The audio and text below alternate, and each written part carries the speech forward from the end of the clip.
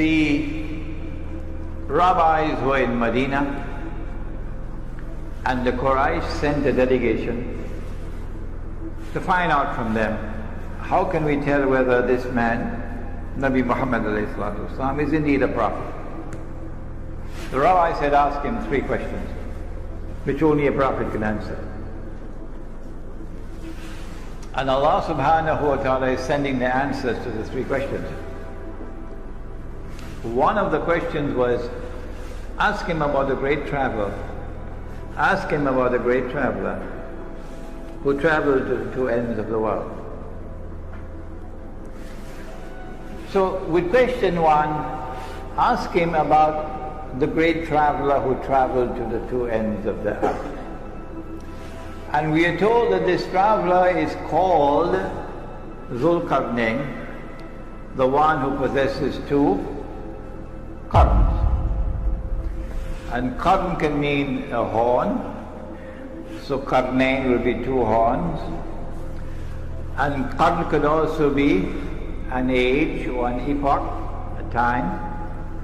So qarnain will be 2 ages.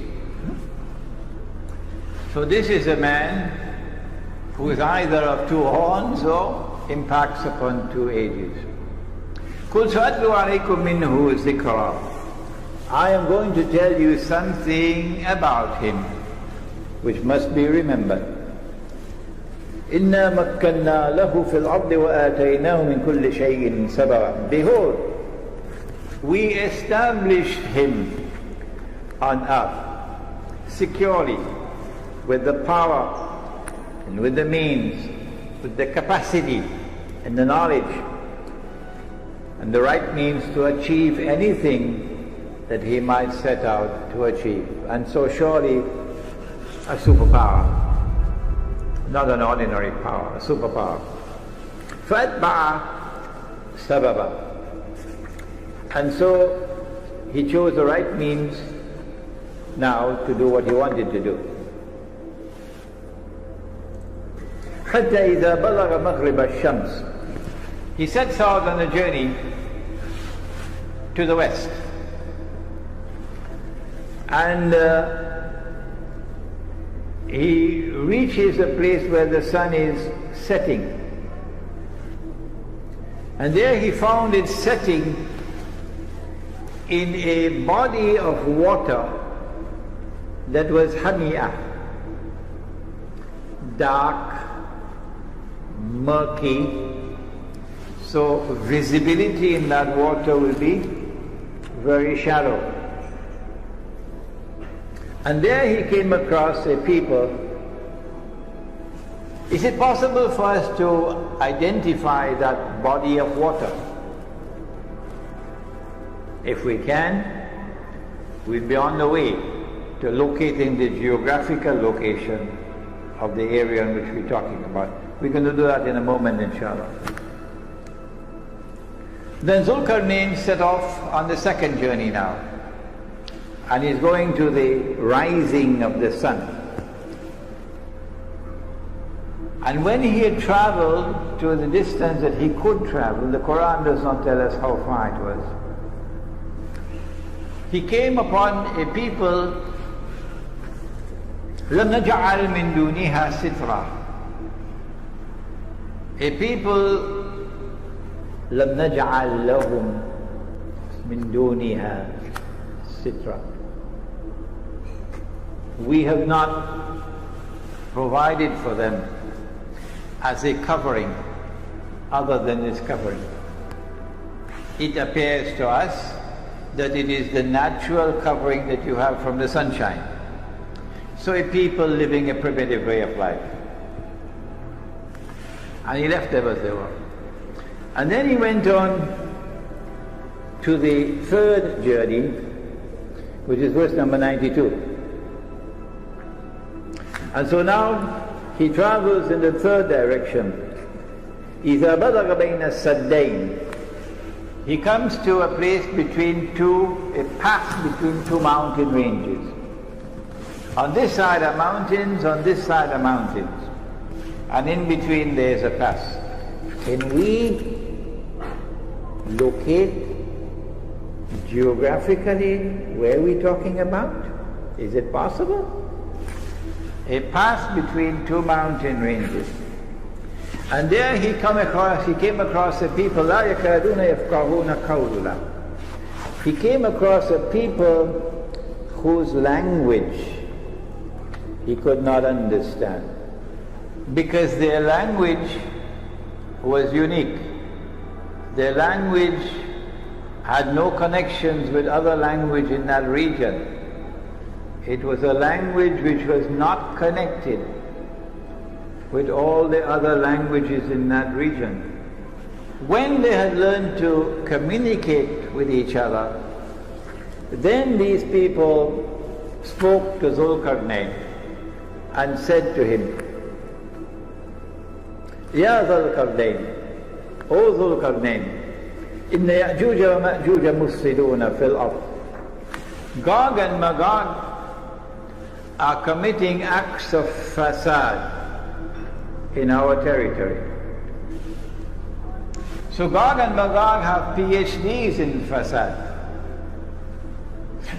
O Zulqarnain, can you help us? You have the power. Can you build a barrier to protect us from these people? He should have said, I don't need to build any barrier. I'll move in there and I'll beat them up, and they won't touch you anymore. So I don't need to build any barrier. I'll go and teach them a lesson they'll never forget. But no, he didn't say that. They said, we're prepared to pay you. He said, I don't need your money. What Allah has given to me is more valuable. So he agreed to build a barrier. What I need from you is your labor. Help me with your manpower. And I'm going to build a barrier between you. Now number 96, verse number 96. Bring me blocks of iron. And so that has to be a geographical location where there's iron ore. It has to be a geographical location where there are mountain ranges and a pass between the mountain ranges. It has to be a geographical location where on the left you have a body of water which is so dark and murky that visibility is very shallow, okay? And it has to be an area where there are large deposits of iron ore. Bring me blocks of iron. And after he had covered the pass with blocks of iron, he said, build a furnace, blow with your bellows, and now bring me molten copper. So he poured the molten copper, and the engineers, we have an engineer here, tells me that this is to prevent rust. And after he had built the barrier and covered it, the Quran speaks, it changes from the word saddain to use another word, sadafain. In verse number 95, Atuli zubar al-hadid hatta iza sawa bayna sadafain. Previously the word used was saddain, but now the word used is sadafain. Saddain is two barriers, two mountain ranges, but sadafain is something else. It is like the two sides of a shell. We're going to have some pictures like this now. The two sides of a shell. You've been to the seashore. When you open a shell like this, it will join at the bottom, but open at the top. That's the shape of the pass between the mountains. Join at the bottom, open at the top. So when he had blocked off this space, this sadafain, now the molten copper is put on it, and then Gog and Magog could neither scale the barrier nor could they penetrate it, so they are now trapped behind the barrier. And so Zulqarnain now says, هَذَا رَحْمَةُ مِنْ رَبِّي. This barrier is constructed in consequence of Allah's kindness and grace. فَإِذَا جَاءَ وَعْدُ رَبِّي. But when that time comes of which my word has warned, إِذَا فُتِحَتْ They will not return to reclaim the town as their own until إِذَا فُتِحَتْ, until Gog and Magog are released. When that time comes for Gog and Magog to be released, so that Banu Israel are to be brought back to the Holy Land, جِئْنَا بِكُمْ لَفِيفًا, brought back as a motley crowd. At that time, جَعَلَهُ دَكَّا, Allah is going to bring down this barrier and it become dust. Now let's turn to the pictures and see whether we can locate. This is the Caucasus Mountains here, the white being the snow. And on the left side there is a body of water which is so dark and so murky with so much algae in it that it has been given a name. And that name has been there with it for many, many, many years. Even the time of Ibn Kathir. It's called the Black Sea. It's called the Black Sea. Why? Because it is so dark. If you go to the Mediterranean Sea and you're on a ship, you could see several meters underneath the water. But if you go to the Black Sea, you'd hardly be able to see more than 1 meter underneath the water.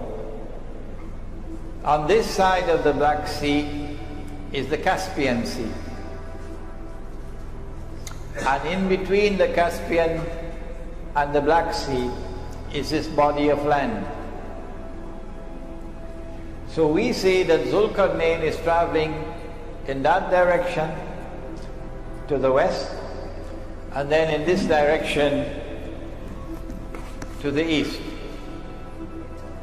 The Caucasus Mountains are an unbroken range of mountains from that end to this end. But in between the Caucasus Mountains, there is one pass, only one, in between. It's called the Darial Gorge. Let's see if we have, here we are. There is the gorge, and there's one side, and there's the other side. And it's like an open shell. See, the Quran is describing this Sadafain. So we have, I believe, established for you the geographical location of Gog and Magog. The people who are located behind the barrier. Behind the barrier, on that side of the Caucasus, were the Khaza.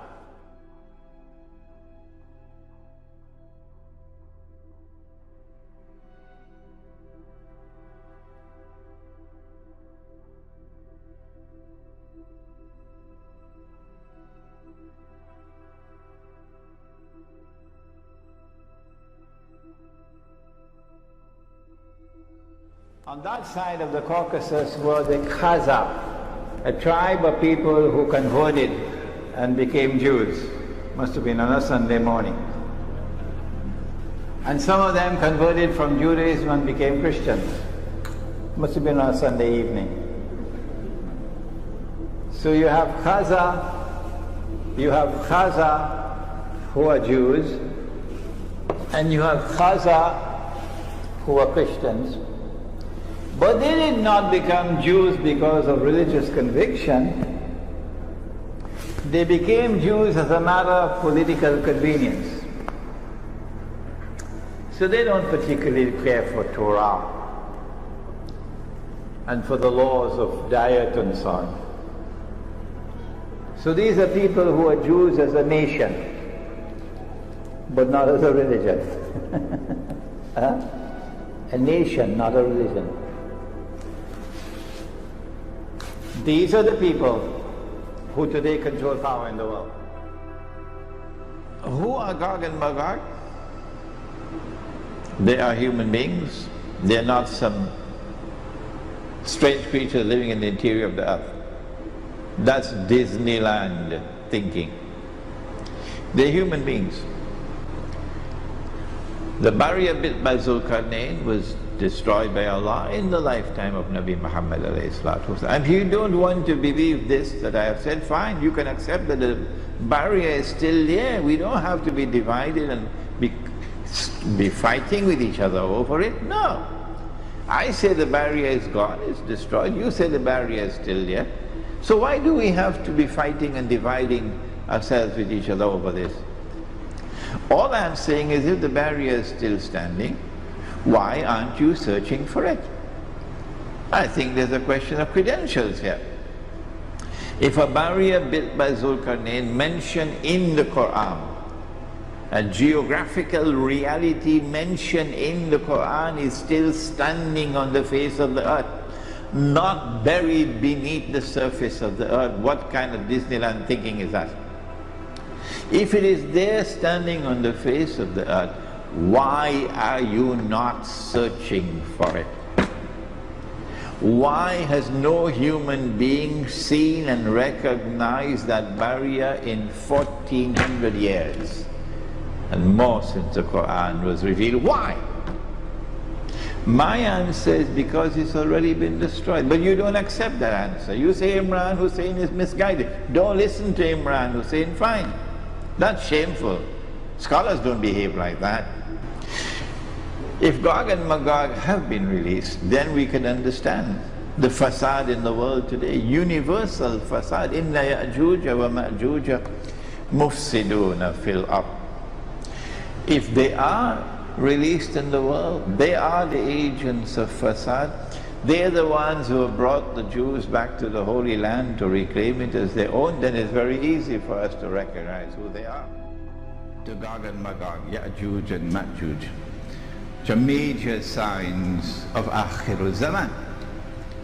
And yet, our critics are emphatic that no, Dajjal has not been released.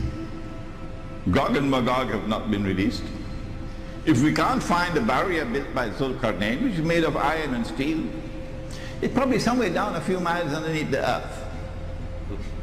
Is that scholarship? We do not want to disrespect our critics. But we say, if you are not prepared to accept that Dajjal is the mastermind of the modern age, and that Gog and Magog are the means through which Dajjal pursues his mission on the earth, then we're very sorry, we're moving on. We can't wait on you. Nabi Muhammad alayhi salatu wasalam was asleep at the home of his wife Zainab radiallahu ta'ala anha.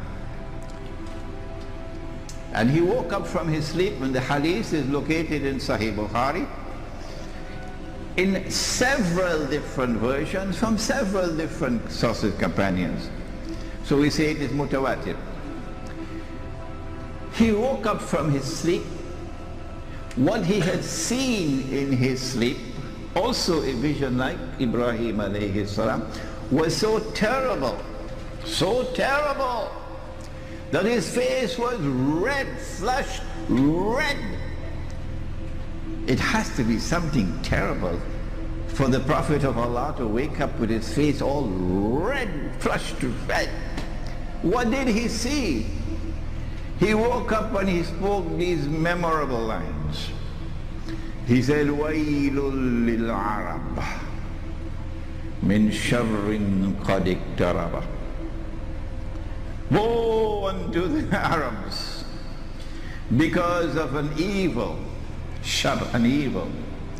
It can't be an ordinary evil for his face to be so flush red. It has to be a very great evil, which is now close. And then he raised his hands like this and he said, today. Today means this day or 1,000 years from now. Where has reason fled? He said, today. A hole has been made in the radam. He didn't use the word sad, he used the word radam. Surah Al-Kahf has both the words. When they ask Zulkarnain to build it, they use the word sad. When he built it, he used the word radam. And the hadith says the radam of Zulkarnain, of Yakjuj and Makjuj. Today a hole has been made, indicating that the great evil which is going to devastate the Arabs has not as yet occurred. It is an end time event because the words Gog and Magog are there. What is this great catastrophe that is coming on the Arabs? What is this great destruction that is coming on the Arabs which has not as yet come? Where is Islamic scholarship today? Why are you not asking these questions? And I'm not asking the Malay ulama. I'm not asking the Indonesian ulama. I'm asking the Arab ulama. She asked, who? Zainab radiallahu ta'ala anha. Anuhlika, will we be destroyed? Anuhlika, halaka, to destroy. Will we be destroyed? This is the word she asked.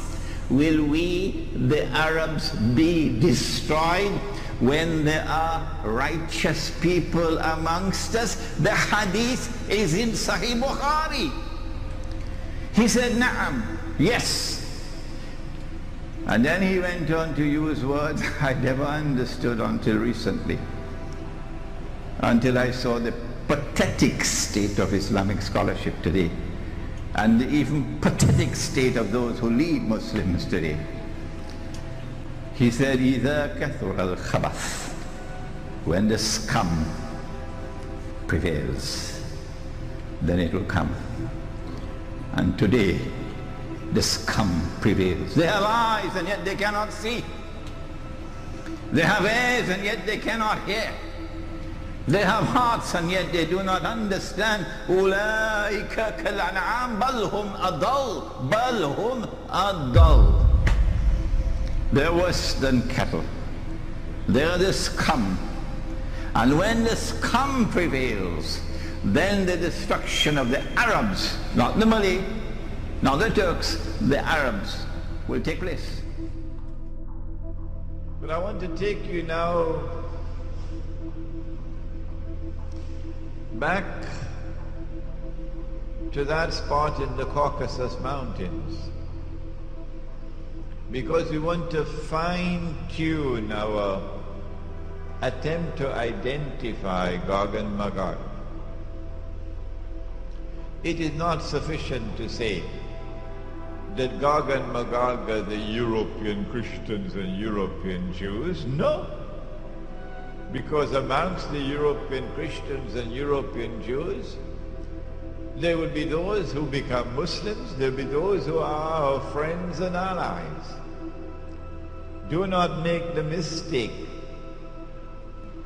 We have to look for a people who will eventually be moving from that northern area and moving towards Jerusalem.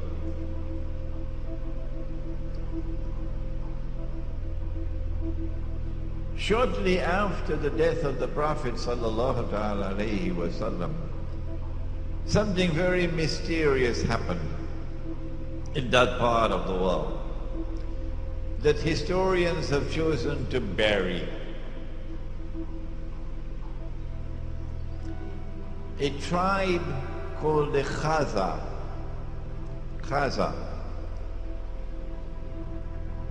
chose to embrace Judaism. And so the world witnessed for the first time the very strange phenomenon of a non-Semitic people becoming Jews. Non-Semitic becoming Jews. And these people, the Khaza, chose to convert to Judaism, but they did so not for any religious reasons. They were not so much interested in the kitab and to follow the law. They embraced Judaism for purposes of political expediency. They were sandwiched between Islam and Christianity, Byzantine Christianity, and they chose Judaism. These European Jews who have no racial, biological connection with the Banu Israel multiplied. وَهُمْ مِنْ كُلِّ حَدَبٍ يَنْسِلُونَ Nasl, they multiplied and breeded to such an extent that today 9 in every 10 Jews in the world, 90% or more, are European Jews. They outnumber the Semitic Jews by 9 to 1 or 10 to 1. These European Jews, if you look at the list of names of Nobel Prizes for science, for literature, would you name it, you will find that these are people who far exceed the rest of mankind in their intellectual brilliance, in their academic achievements, in their scientific research.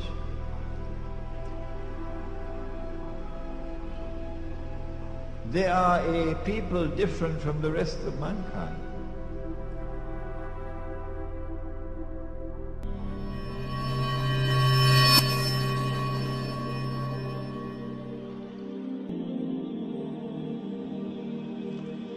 And now we come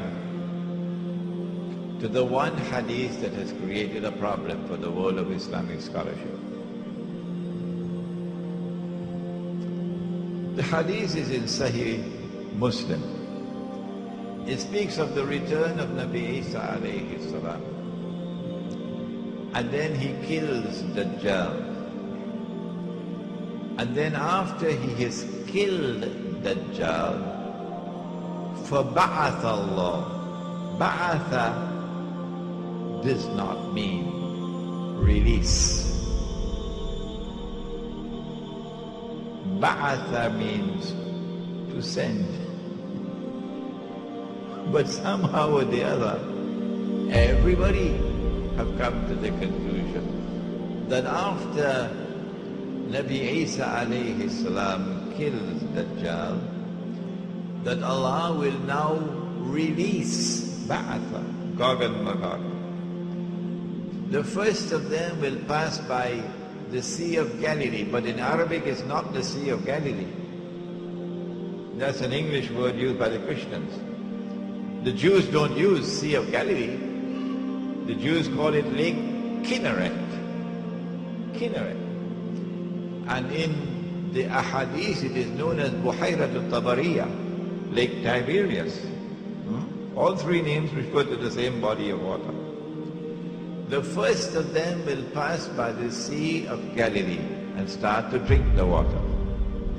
And by the time the last of them pass, they will say, there used to be water here.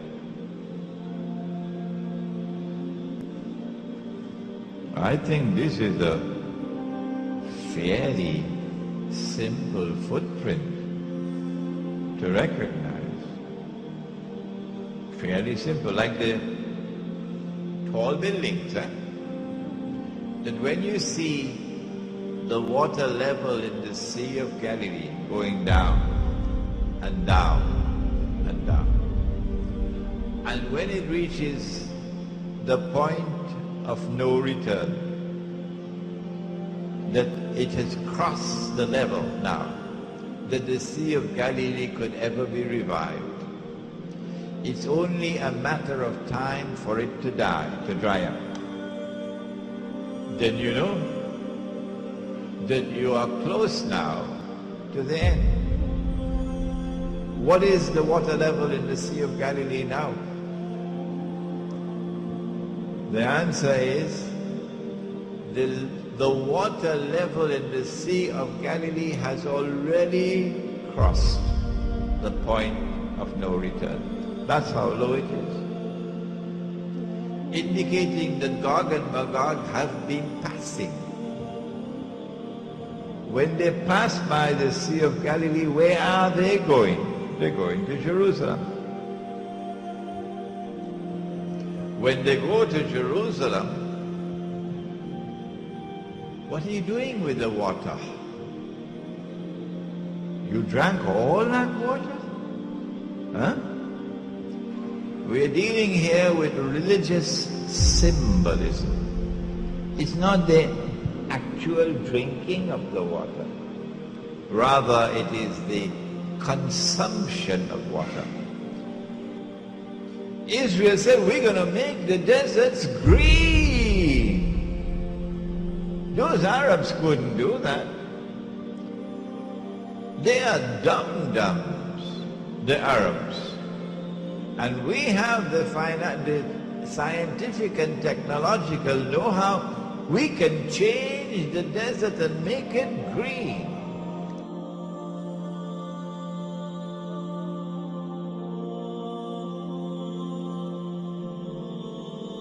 So when you see the water level in the Sea of Galilee going down lower and lower and lower and lower, you know that a lot of them have already passed.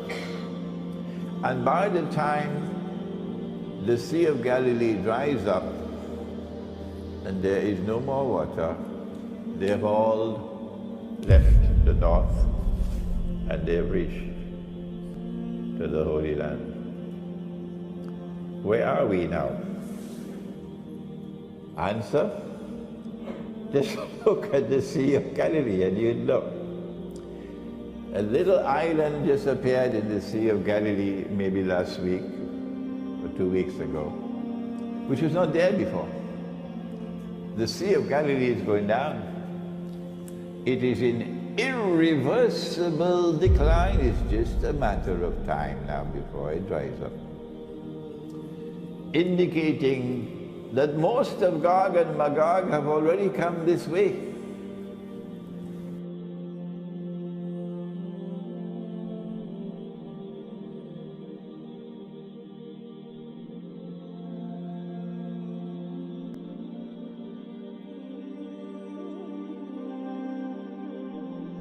Thousands of years ago, Moses had to strike a rock to get water in the desert. Well, today Israelis are taking a slightly different approach, using technology and creativity. In Israel, the main sources of drinking water are the Sea of Galilee and 2 underground aquifers. In 1953, Israel started building the national water carrier, a system of pipelines, canals, and reservoirs that carry water from the Sea of Galilee to the rest of Israel. For centuries, the Sea of Galilee has inspired believers the world over.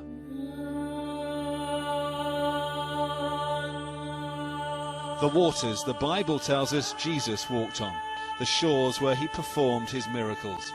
A place of beauty, religion and legend. But today, on the brink of disaster. Water should be above our heads, in fact. The tragedy is that you don't need to be Jesus Christ anymore to walk here on the Sea of Galilee. Environmentalist Guidon Bromberg and I could walk the floor of the lake because its waters have retreated hundreds of yards. Making the desert bloom is unsustainable, and the demise of the Sea of Galilee must send that message to Israeli politicians. This bay should be full of water right up to those rocks. The Sea of Galilee is so low it must be pumped uphill into the Jordan now, the river it should feed. Otherwise its baptism sites would dry up. But the Jordan doesn't flow much further from here. Israeli authorities deny mismanagement. Instead, they blame the weather. Such a drought of 5 successive years, that's something we never met. And that's also something that statistically is really rare. On the waters, boatmen who fish for tourists are deeply alarmed. We used to use the first pier, and then the water level went down, so we brought another one, and now another one. Do you think it's going to get better? We pray it will be better, and it will be. We trust God. It'll need more than divine intervention. Scientists say if the Sea of Galilee sinks another metre or two, it could reach a point of no return, and this could be lost forever. The Sea of Galilee is dropping so fast that islands of earth are appearing. It could run out of water altogether in less than a year, and this is 1/3 of Israel's water supply. The Jordan River is drying up, barely a muddy stream in places. The farms along its banks dying without water. As the dry months of summer sweep through the Middle East, Israel is faced with its worst water crisis ever. The water level in Israel's 3 main water sources, the Sea of Galilee, the coastal aquifer, and the mountain aquifer, have now receded to the lowest levels in recorded history. In fact, the 3 sources have already dropped below the red line, the point at which Israel is supposed to stop pumping. Faced with increased consumption due to population growth, land development, and water commitments to Jordan and the Palestinians, Israel has no choice but to continue pumping from its water sources. Yet if Israel continues, water levels will soon drop under the black line, the point of no return, where continued pumping will cause severe, irreversible damage to Israel's water sources. Israel lies in the arid Middle East region. Population growth and dry winters have led to dangerous decline in the country's 2 main water sources. Lake Kinneret in North Israel is shrinking, while the underground water reserves are overused and partially contaminated. The biblical River Jordan, a rare freshwater resource in the Middle East. It forms the border between Israel and the West Bank and Jordan. At this bend, about 6 miles from Jericho, it's believed John the Baptist baptized Jesus of Nazareth. In the 60s, the water level of the Jordan River was actually where we're standing now. In wintertime, it was this high. Gidon Bromberg is Israel Director of EcoPeace Middle East, an environmental group. Badran Jabba surveys his destroyed crops. A field of cauliflowers and tomatoes, ruined. And it's not the result of a natural disaster. What happened here was man-made. Badran Jabba's fields lie right beneath the illegal Jewish settlement of Kiryat Arba. There doesn't appear to be any restrictions on water use here. A row of greenhouses where the settlers are growing crops. This is the Israeli water mains for the whole region. State-of-the-art and well-maintained. Across the road is the local connection for the Palestinians of Al-Baqa village, rusty and with a smashed gauge. Only one house in the village has a water supply. It belongs to a cousin, and Badran has connected a pipe to it. The taps in Hamid Muhammi's home are there more as a sign of hope. There's been no water through them for 5 long months. The municipality does not give us water as they should. Water comes through our pipes twice a year.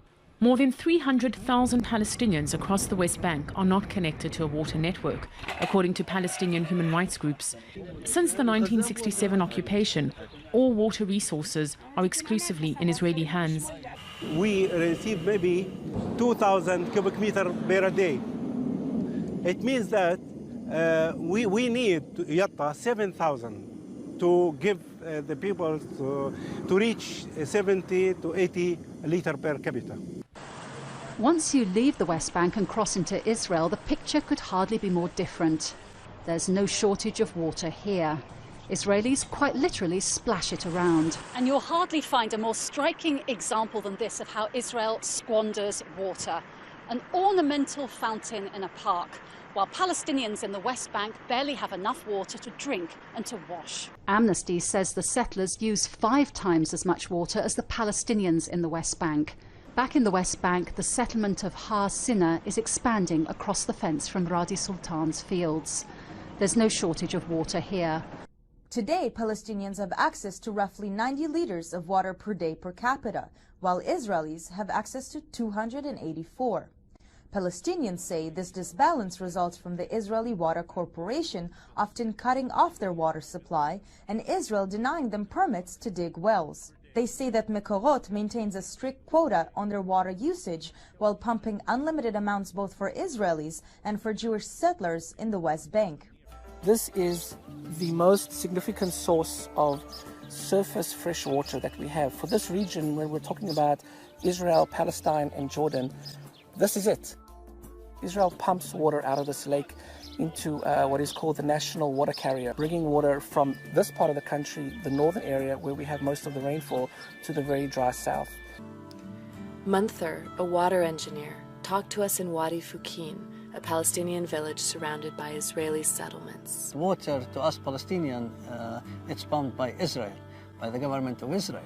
And the government of Israel is giving us less than 1/5 of what he's giving to his population. Cut off from the Sea of Galilee and the Jordan River, the Palestinians' only freshwater sources are groundwater and what they buy from Israel. Israelis use 3 to 4 times as much water as Palestinians, while Americans use 8 times as much. Across the border in Jordan, people share the same watershed and the same scarcity. This place was in this, what we see in this picture. This is the situation of this place in 70s and 60s and 50s and the last century. It's disaster. A leading rights group claims Israel is depriving Palestinians of their fair share of the region's scarce water supplies, while settlers and other Israeli citizens splash it around. With the tap all but closed for residents of the West Bank and Gaza Strip. Some areas in the West Bank have had no water for the past 40 days, while the Israeli water company Makjuj has diverted their share to illegal Israeli settlements. Israel has announced that it has turned off taps to the Palestinian communities in the occupied West Bank, effectively leaving tens of thousands of Palestinians without any water supplies. Currently, water lines are empty in Jenin, several villages in Nablus, in addition to the city of Salfit and its surrounding villages. Israel has complete control over the region's water resources. It prevents Palestinians from digging wells and other methods to invest underwater sources. Palestinians are only allowed to dig wells with a specific depth in specific areas. They control everything regarding water. According to Amnesty International, nearly 200,000 Palestinians in the West Bank do not have access to running water. Gaza, which lies between the arms of the Mediterranean, is now a crisis water area. Most of the families in the Gaza Strip do not have access to water, both drinking and running. However, the people would now dig in the ground for any water if it works for them. We have nothing. We are sitting in the school. We have no water, no food. There are a lot of casualties in the school. We even don't shower. Now, Israel's national water company has cut off supplies to tens of thousands of Palestinians living in the occupied West Bank. Makjuj has decided to close the valves which supply major areas of the northern West Bank. The city of Salfit and surrounding villages, including Jenin, have been affected.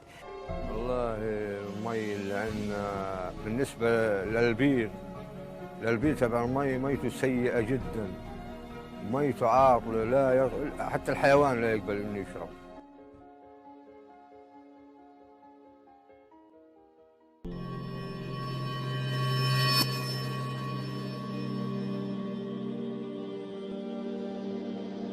And we find in Surah Al-Anbiya only one more reference to Gog and Magog, in which Allah subhanahu wa ta'ala speaks about a town. Remember the town? And he had destroyed the town, punished it by destroying it, and then expelled the people of the town. وَحَرَامٌ عَلَى قَرْيَةٍ أَهْلَكْنَاهَا. And then he banned the people of the town, that they could never return to reclaim that town as their own. أَنَّهُمْ لَا يَرْجِعُونَ. They are in a state of permanent exclusion, banned from returning to that town. حتى until when? حتى إذا فتحت يأجوج ومأجوج, until Gog and Magog are released. وهم من كل حدب ينسلون. وهم من كل حدب ينسلون. And Gog and Magog, when they are released, they spread out in every direction, which is one meaning. And if you spread out in every direction, then you'll take control of the world. The land, the sea, the air. Read Toynbee. Read Arnold Toynbee. Read a book called Civilization on Trial. I'm giving you good books to read, incidentally, not comic books. Read Arnold Toynbee, the British historian. Read a book entitled Civilization on Trial. You should get it on the internet. It was written somewhere around 80 years, 90 years ago, 1935, somewhere around 70, 80 years ago. And in that book, Arnold Toynbee points out that modern Western civilization has risen upon the world with a mission to take control of the whole world. And he says, the land, the sea, the air, everything. He said it in that book. وَهُمْ مِنْ كُلِّ حَدَبٍ يَنْسِلُونَ. They spread out in all directions, and with the indestructible power they take control of the world. For the first time in history, one people will control the whole world. Nobody ever did that before.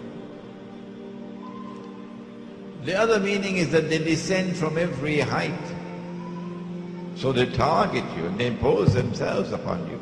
You can't get away from them. Which town is it? Which town is it that is linked with Gog and Magog, which is the biggest footprint of all? Which town? We used this methodology, that we looked at all the ahadith of Prophet Muhammad ﷺ pertaining to Gog and Magog, to see whether there was any town mentioned by him that is linked to Gog and Magog. And when we had studied all the ahadith, we found only one town, only one in the hadith. And it is Baytul Maqdis, Jerusalem, Al-Quds. And so we said, well, here is a hypothesis which is already resting on fairly firm foundations, since this is a town mentioned in the hadith that is connected with Gog and Magog. So let's look and try on the shoe and see whether it fits. Why can't we do that? So then we looked at Jerusalem, and we found that this is a town which was destroyed by Allah, and Banu Israel were expelled from the town, even though Allah had given the land to them. And so we recognize the town to be Jerusalem.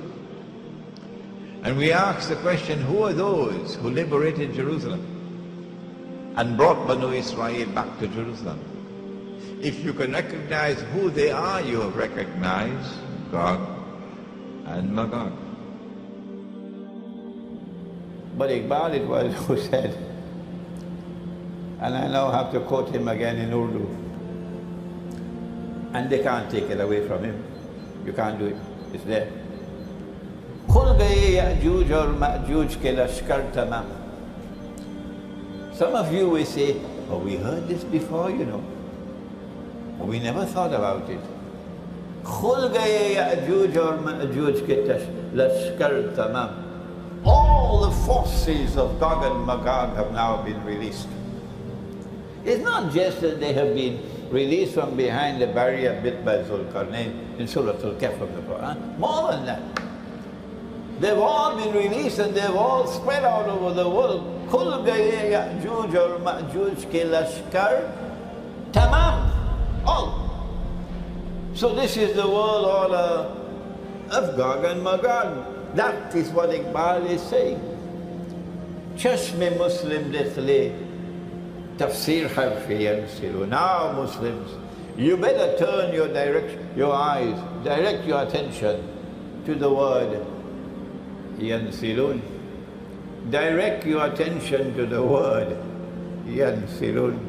Only one scholar in the whole world of Islam, only one, not only recognized it, but proclaimed it. What is this word yansilun? He's referring to the Quran. That's what he's doing. وَهُمْ مِنْ كُلِّ حَدَبٍ يَنْسِلُونَ. And after being released, they spread out in all directions, taking control of the world in the world order of Gog and Magog. Iqbal recognized it. Iqbal understood that Gog and Magog were released. Iqbal understood that we have lost the Khilafah because of Gog and Magog. And Iqbal knew that the Khilafah cannot be restored so long as Gog and Magog control the world. He knew it. And he said it. But I want to take you now back to that spot in the Caucasus Mountains, because we want to fine-tune our attempt to identify Gog and Magog.